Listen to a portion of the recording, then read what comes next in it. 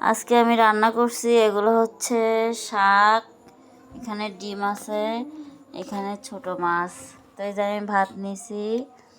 এখন আমি প্রথমে হচ্ছে আমার এই মরিচ, তারপর আমি শাক নিব। তো হাত দিয়ে নিলাম, আমি হাত দিয়ে নিতে অনেক পছন্দ করি। তো প্রথমে আমি শাক খেয়ে দিই কেমন হয়েছে। এগুলো হচ্ছে মূলা শাক, এই সিজনে মূলা শাক আজকে প্রথম। বিসমিল্লাহ, অনেক মজা হয়েছে। মূলা শাকটা আগে খেতে পারতাম না, একটু তিতা লাগতো, কিন্তু এখন মাশাআল্লাহ খাইতে পারি।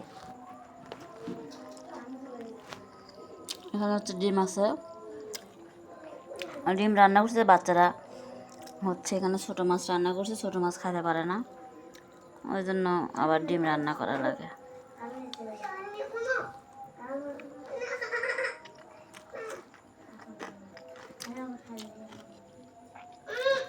ওগুলো হচ্ছে ছোটো মাছ, একদম আলু বেগুন দিয়ে রান্না করছিলাম।